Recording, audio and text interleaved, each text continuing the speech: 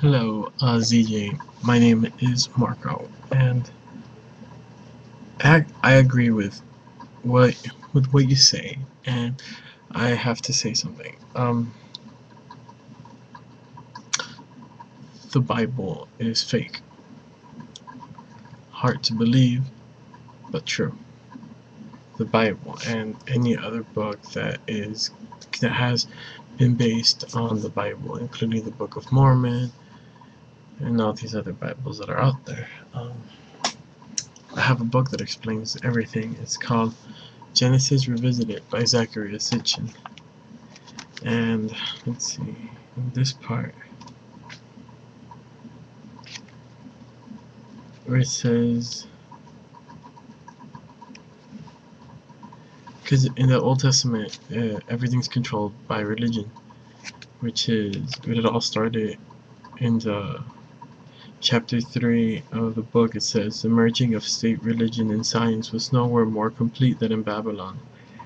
There, the original Sumerian epic of creation was translated and revised so that Marduk, the Babylonian national god, was assigned a celestial counterpart.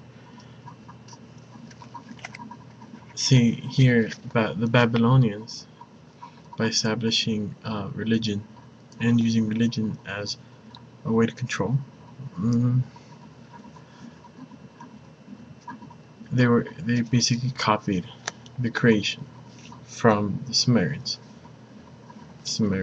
and they applied it to theirs. They just changed the word of their god. The god of the Anunnaki, the Nephilim, were the gods of the Sumerians. Now, for generations, the majestic outline of the manner in which our world was created has been the core of Judaism as well as of Christianity and the third monotheistic religion, Islam. The later two being at worst outgrows the first. In the 17th century, Archbishop James Ussher of Armagh in Ireland calculated that these opening verses of Genesis, the precise days and even the moment of the world's creation, in the year 4004 BC. Many old editions of the Bible still carry Ussher's chronology printed in the margins. Many still believe that the Earth and the solar system of which it is a part is indeed no older than that. Unfortunately, this belief is known as creationism and has taken on the science as its adversary, and science firmly wed in the theory of evolution has been met and challenged and joined in battle.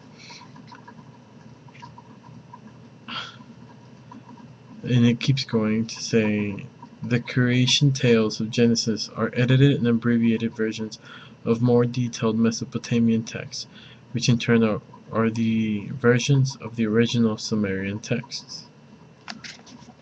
Now, that explains my point. What doesn't tell you that whoever wrote the Bible, and I know there's going to be people saying, no, God wrote the Bible.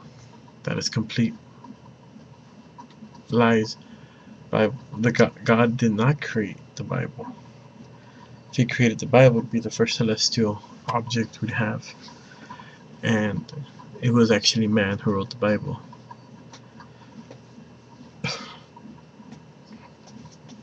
Sumerians wrote their ideas, everything. They wrote it down on clay tablets. The downfall of their civilization was because of conquering from the Babylonians. The Babylonians found their tablets where they talked about creation and the beginning of life, and they edited it. Instead of using the Sumerians' gods, which were the Anunnaki and Nephilim, they used Marduk. Marduk, basically, still an Anunnaki or a Nehilim. There's nothing of a difference. It's just they changed God into just one God, but they still use more. And then here comes the Christians. They find the Babylonian tablets, the Babylonian texts, and they're like, instead of using all of the gods, establish one God as a entity that can be anywhere. It can be many gods and still be one. Holy Trinity. There's three different entities: the Son, the Father, and the Holy Ghost. Now, they're three separate beings, but one and the same, yet kinda confusing, sort of. I mean, basically everything that's in the Bible about creation, the book of Genesis, and even Bible mythologies, they're all in the Sumerian texts.